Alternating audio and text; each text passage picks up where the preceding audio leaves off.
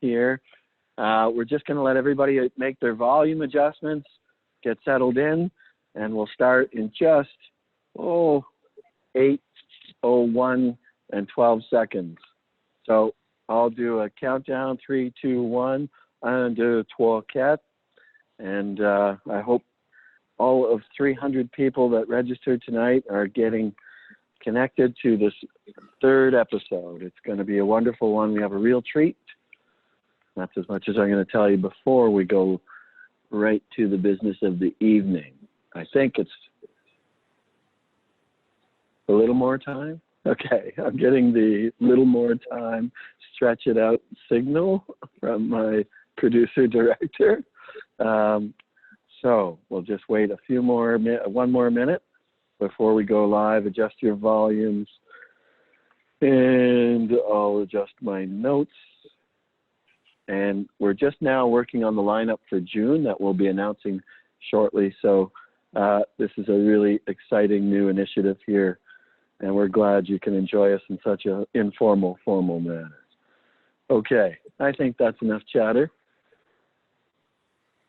Oh, people are still logging in, I'm getting told.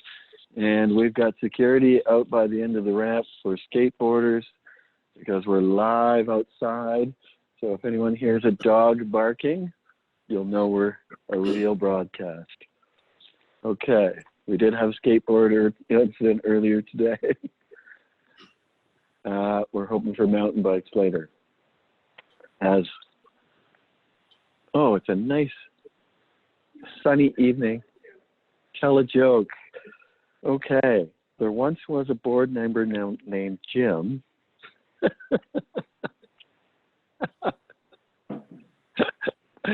Okay, thank you for that, Jim. So we're just waiting. We're getting people logged in. It's a wonderful way to connect with so many people all over the province, all over the country, all over the world. Yeah, okay, so that's enough chatter, Justine. Okay, here we go, everybody. And we're off.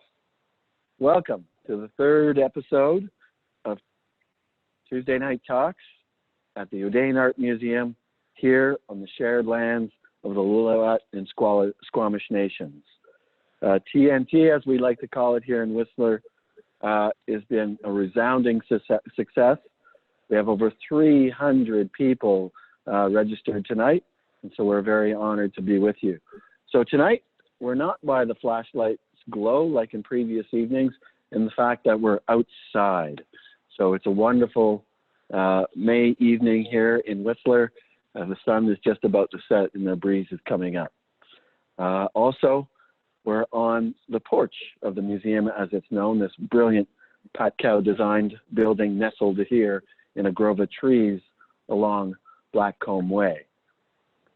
And tonight, we're honored to be presenting the piece that's here behind me, meymuy, or the Big Flood, that was commissioned for this very space.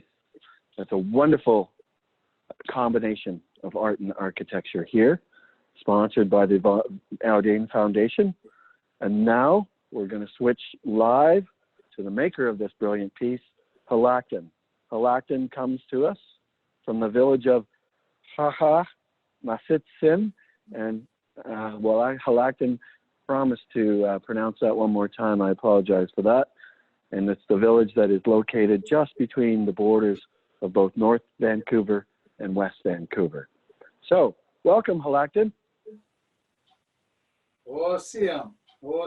Thank you very, very much, and I'm honored to be part of this program here. And the village I live in is Xwalacktun, and again, I raised my hands up to all that are part of the Audain Museum and Audain himself for such a wonderful building, the architects, and having my art piece in front of that building, I'm very honored. It represents a Coast Salish house post. But before I move on, I want to share a welcome song, but I also want to stress that we do not want to be looking at this time here because we're going to get rid of this for a moment. Put it away because time is no sense right now. So what I like to do is share a welcome song and at the same time hoping that our ancestors will come and join us.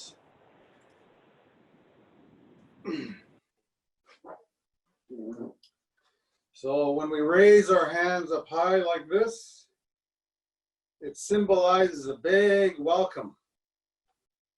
Big welcome to all the people who have come to visit here today, this evening. And in our journeys with our canoes, when people come, we raise our hands to welcome them to come ashore, come have a visit.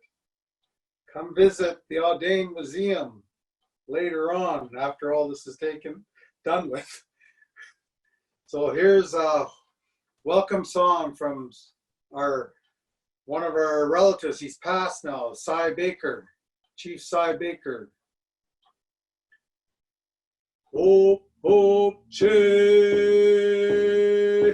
way I chaya.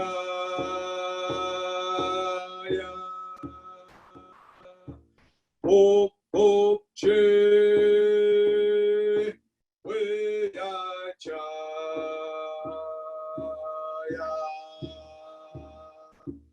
Oh,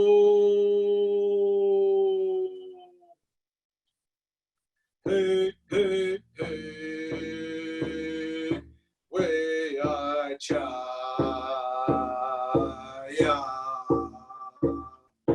Hope, hope, che, way I chaya.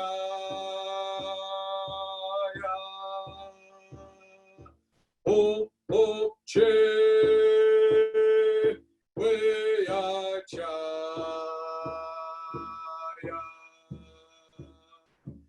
Oh, hey, hey, hey, way I chaya. Oh, see ya. Big welcome again, once again, on behalf of the Squamish Nation and the Lillooet Nation and the Audain Museum. We'll see ya. And I also want to share a short song. Sa squal sa so squal quishna snake. That's a happy birthday to my wife Jada. She's listening in tonight. Hosio. Yeah, and I brought in some power here and had our ancestors stepping by, and now they're going to sit down and relax and listen to what's going on here. Thank you so much. And we're going to move into the process now.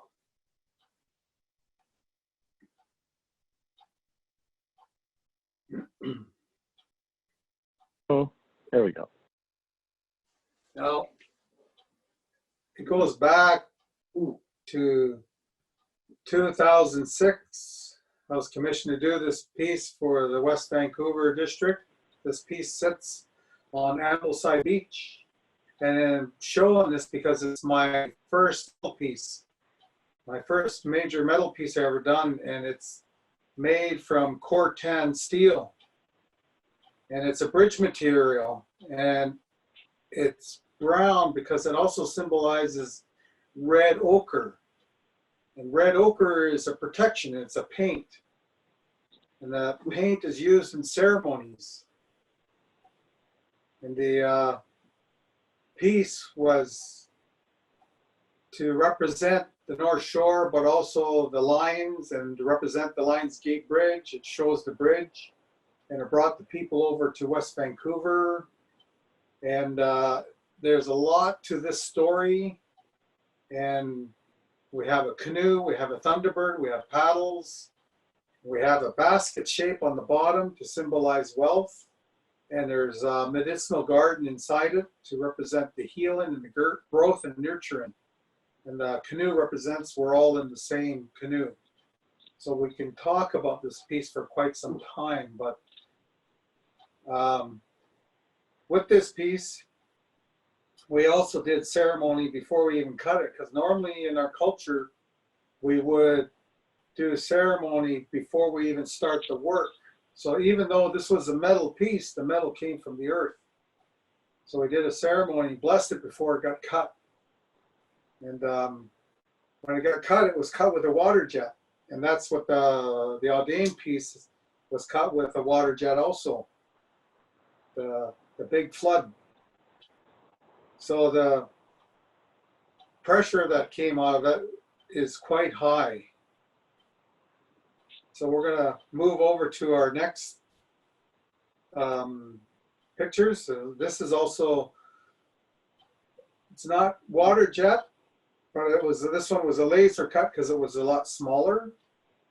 This was an award. These awards were given out at the fans. It's funding the artists on the North Shore. So you can see the two lines, or the two sisters on top of above the Thunderbird's head. The Thunderbird is like to represent the Squamish Nation. The salmon is right around the area close to the Capilano here, the village of Xwalacktun. So one of these awards went to the late Gordon Smith. Next image, please. And this one is I designed for Harmony Arts Festival. And we can see a killer whale, an eagle, we can see guitar, we can see musical notes, we can see in the teeth of the killer whale are piano keys. Even the blowhole has a musical note coming out of the blowhole of the whale. So it represents what happens at the Harmony Arts Festival. We have the music and we have the arts. Next slide, please. Then when I got asked by Michael to do a piece, I was trying to, not just brainstorming some ideas, and I'm not even sure if I showed Michael this one. But if you look at it closely, it's a double A and an M. So Audain Art Museum, and I did it that shape because I wanted it to look like it was an artifact, like a spearhead or some sort. And on the base was going to be a Coast Salish eye, because that's where the building was going to be. So I was just playing with ideas. And the next slide is another idea. And this would have ran down that platform going towards the building, because the building was on stilts. So if you've been to the museum, you notice you have to walk across this bridge to get to the museum. So this piece would have been on the right-hand side of it. It would have been quite large also. And it's a raven, because when I was there was ravens flying around. So I thought, well, maybe Michael will like a raven design, but we didn't go with that idea. So if you come back to me here, I'm going to show another model here. I have another piece here that I also shared. And it's in the tubular form. It would have been aluminum cutout. And it has the eagle, the salmon, and it had the Thunderbird, the paddle, the human with a copper shield. It would have told the same story, but we decided to go with another image. And I played around on a wooden doll, and I glued a piece of paper on it, and I started drawing it. And so it'll show in the next slide, next image.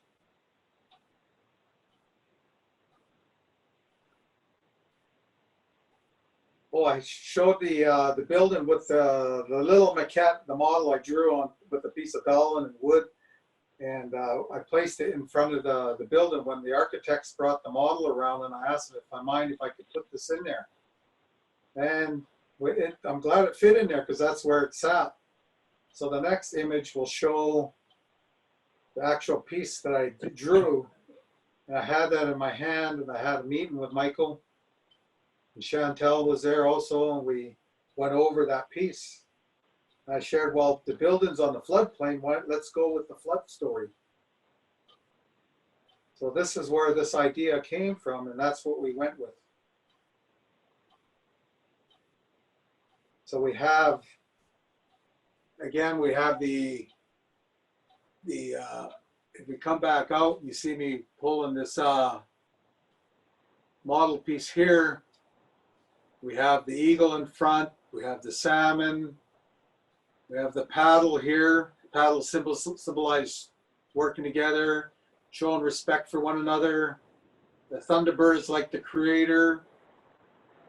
And there's a hand here with the human's face, because I shared that with you already, with the hands up to symbolize your welcome to come visit.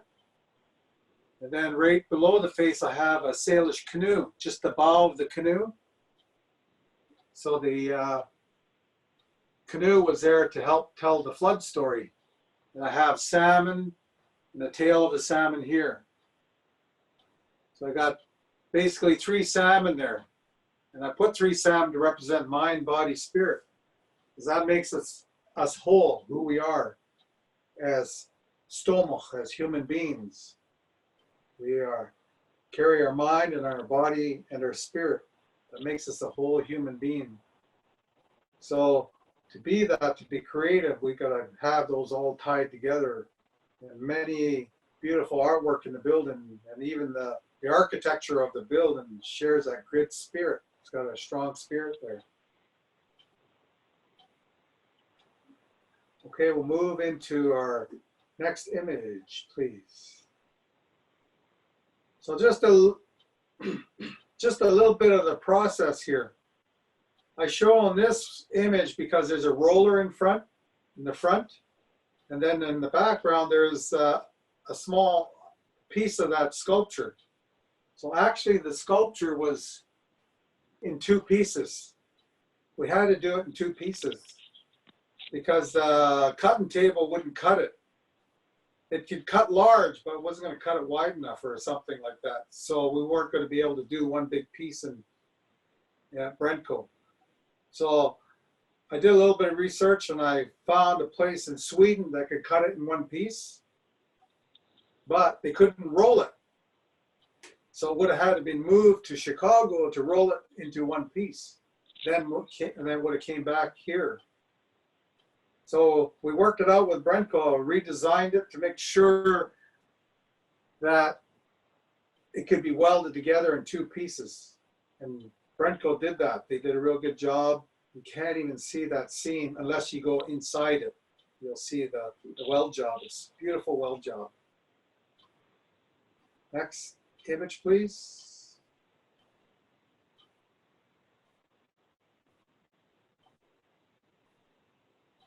So after it was cut out, it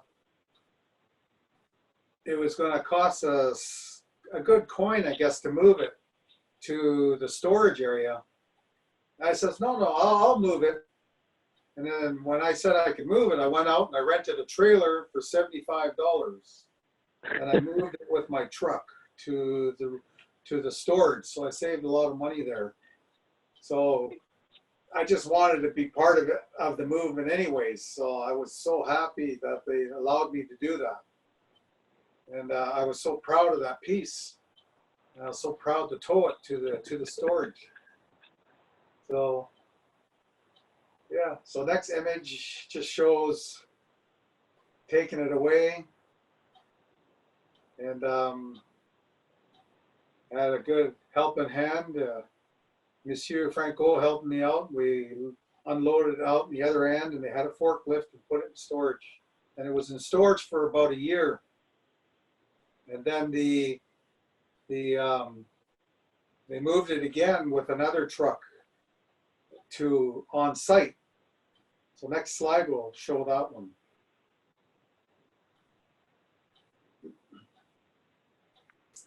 And I was quite excited and surprised. It fit in this one truck, and I was wondering where it was. It fit in that truck, you know. So that piece is 16 feet long, and it just fit inside that that cube truck. And we had a great time watching it come out. And we had a great time Here's something. talking and with excitement just to see it arriving finally. And the next image will show that it's on site, and the building was still being under construction. So it was brought up with a forklift from on the backside, and they hoisted it up with a block. And you would think the aluminum was real light, but it was quite heavy to move around. It was still quite heavy. Next image. There it is on site, and they continue building it with it there.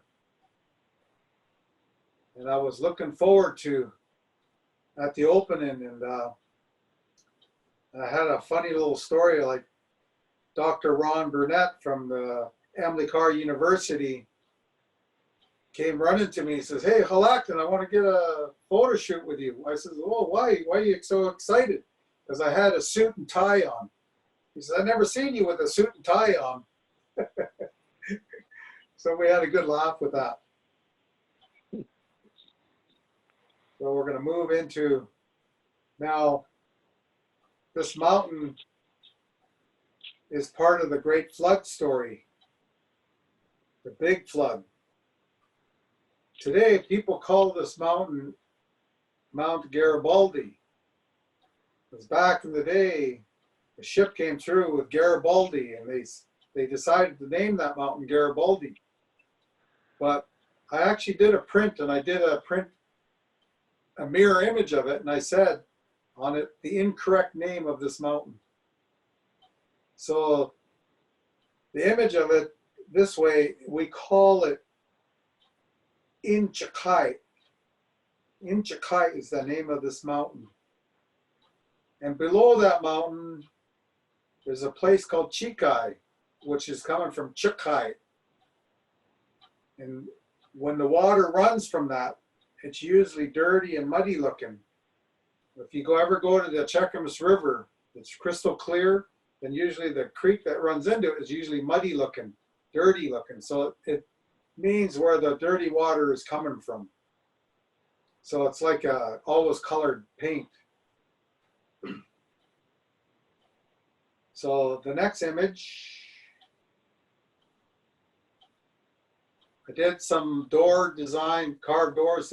I did it as a, with Emily Carr University, UBC, and also with FP Innovations with Chris Gaston.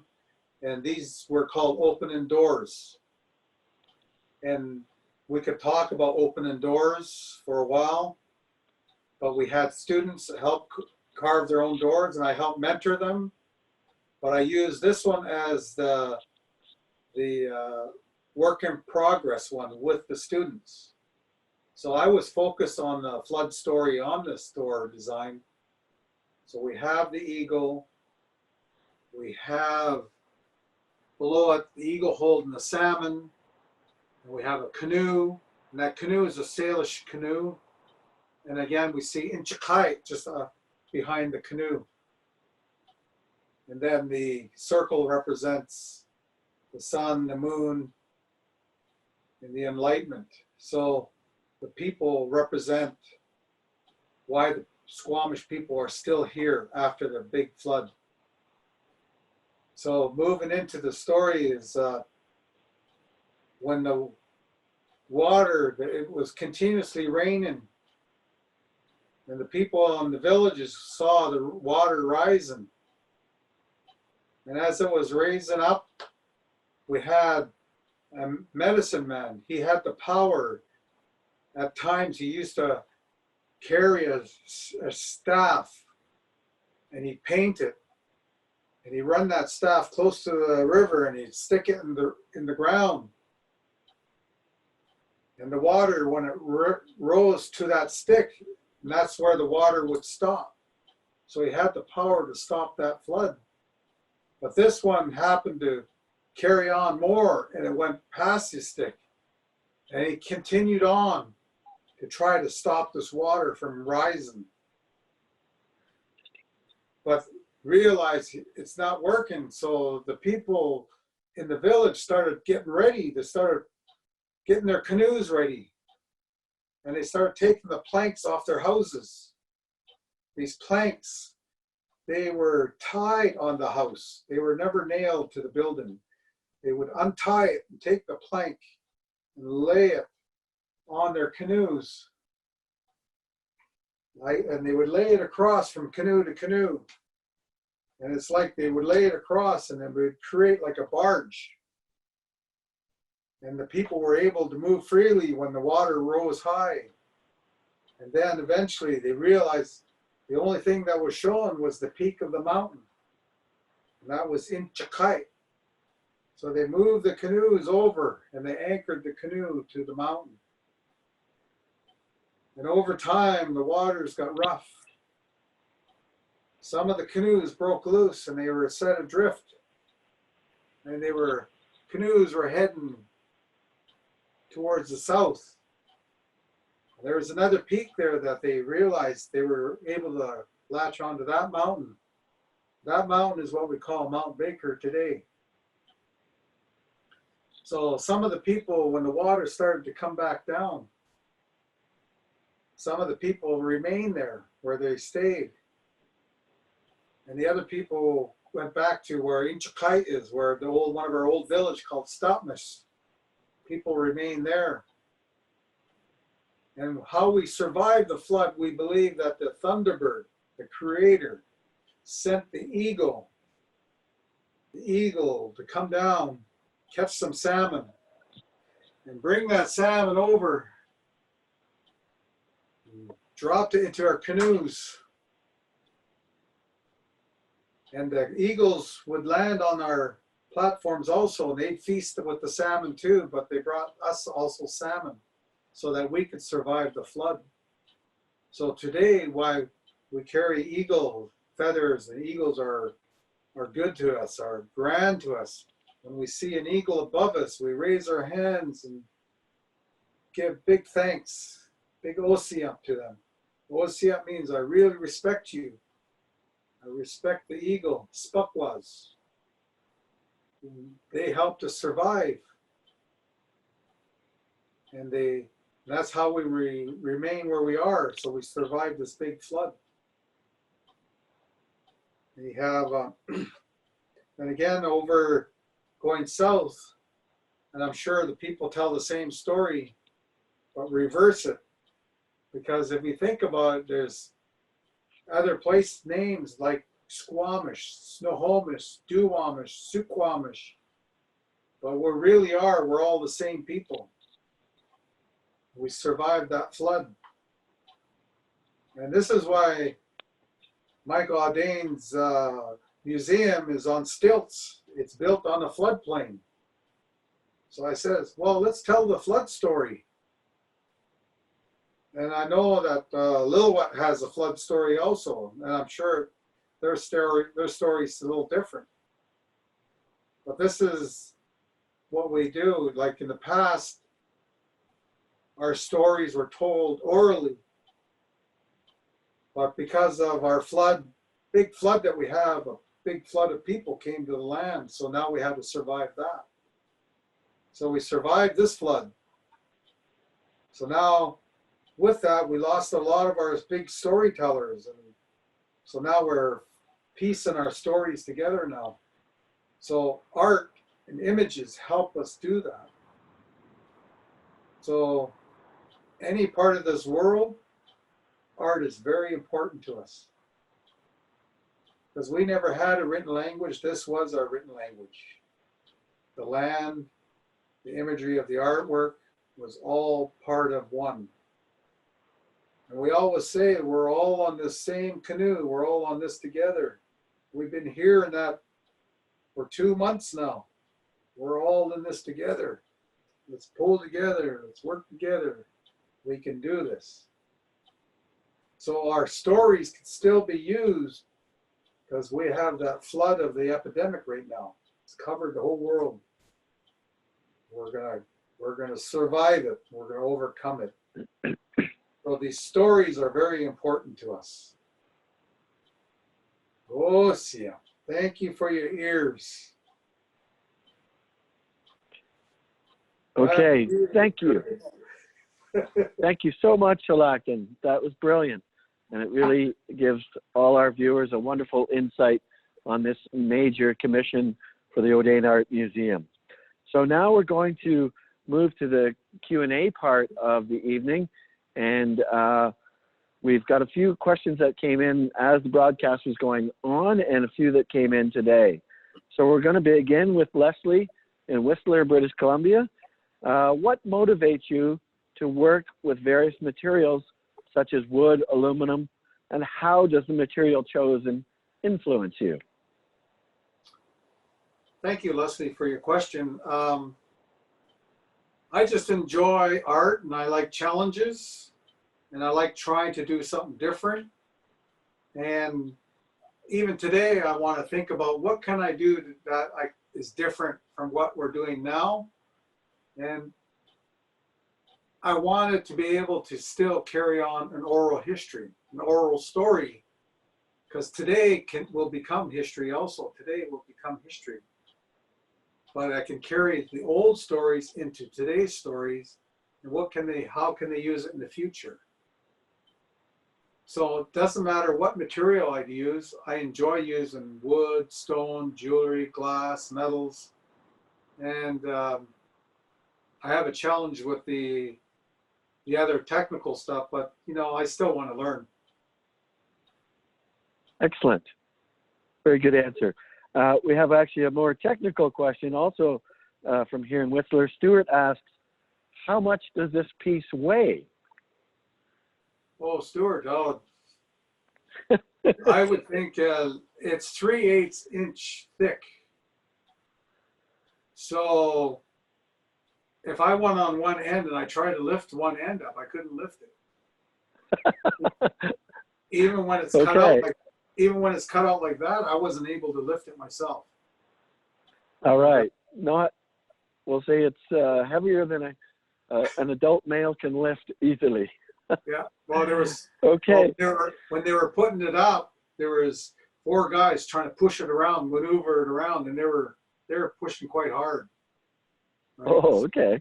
Pretty heavy. All right. The next question comes from Abbotsford, BC, from Mandeep, and he asks, in your opinion, how is reconciliation going in Canada, and can Indigenous art facilitate reconciliation?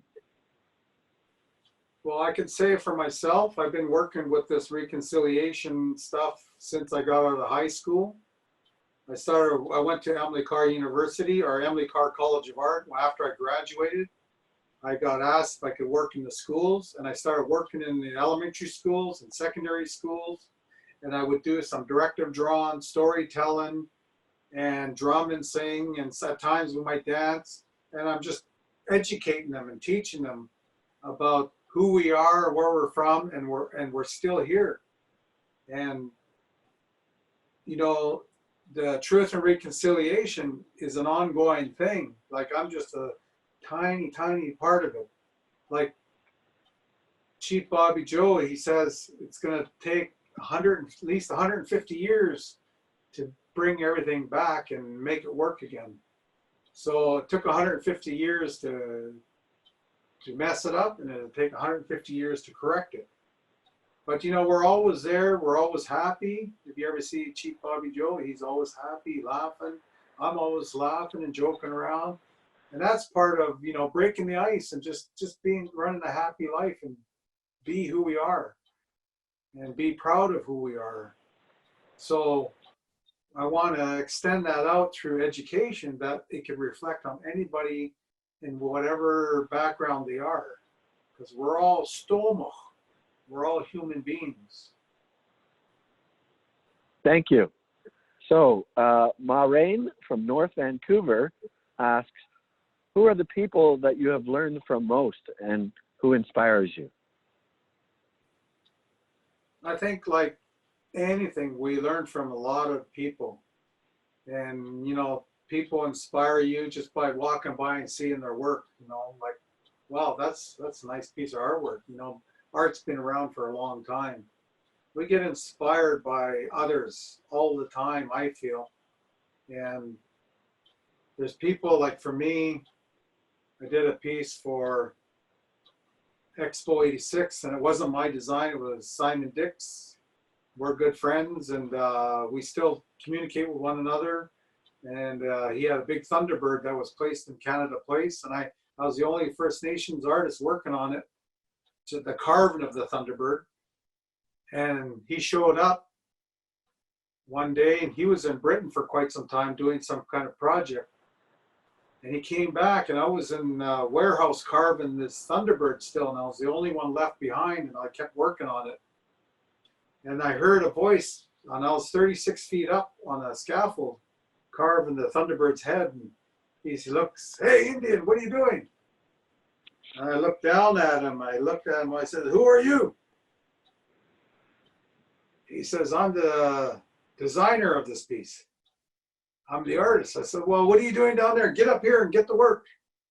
So we became good friends, and we've been friends since. So he inspired me too with, on my family side, on my Kwakwak'wakw side, the Nam geese. And he shared with me how to carve the eye so that the Thunderbird's eye doesn't look out this way. You want the Thunderbird's eyes to look this way. So it was very simple, just simple tweaks of the eye to make it look like it's looking forward. So I get inspired by like people like him and others. And for the metal piece, someone helped me out, Drew Atkins. He's a good friend of mine. And he helped me get to the right place for the metal. So we learn from one another and we share. Thank you.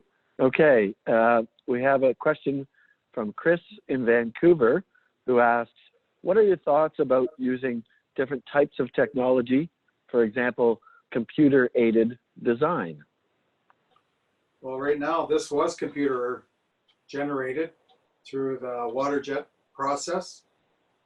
It was, what I would do is I actually got my son, who's a 3D animator, to vectorize it for me, and then it was put into a format, into another format, and then it was cut out with a water jet, which took like 56,000 PSI to cut it out. And the actual sand that's mixed with water through a very small pinhole at 56,000 PSI will cut through that metal.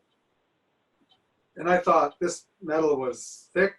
There was the other one I showed you was 1 inch. It cut through it real quick. So this one would cut even quicker because it's softer metal. But I saw it cut through a 12-inch metal, but it would take longer. Like the first slide I showed you, it took 80 hours to cut that out, non-stop. And it took 4 tons of sand to cut it, mixed with water. So always looking at technology, trying to keep up with the times. If we hadn't kept up with the times, we still might be cave painting. We're always striving to do better and try something new and try something different. Okay, and for the final question, comes from Megan in Seattle, Washington, and she asks, what are you working on now? Oh, Megan, say hello to Chief Seattle for me. Ocean. Anyways, I'm going to bring it in front here to show you.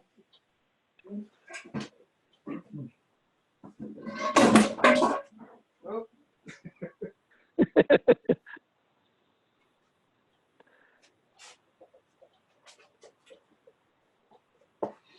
This piece here is 15 inches to, there's 1 inch to a foot, so this is 15 inches, 15 feet.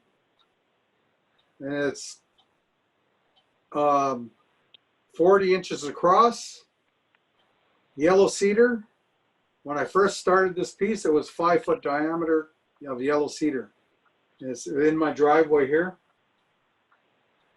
This piece I'm going to be doing is for VGH, and it had to tie in with healing, with growth, and you know, coming together to overcome things, to symbolize power and strength. So there's double-headed serpents here. And on the other side is a yellow cedar, but I would hollow it out and it'll be lit inside. So there'll be more to it. After the cutouts, I would carve it and shape it out. So it's not going to be flat, it's going to have shape to it. So this one here, I completed it last week. It's sitting on my trailer, but I want to finish it.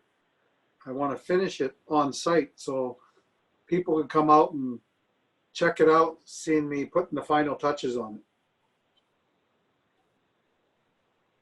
And how tall is that piece, and where will it be installed when it's finally completed?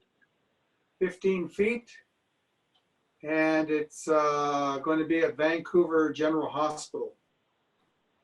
Very good. That's something to look forward to.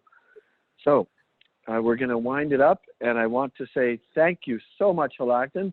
That was a wonderful insight on this major work at the museum and your practice as a whole. I also want to extend my thanks to the entire team here at the Audain Art Museum, as well as our founders, trustees, members.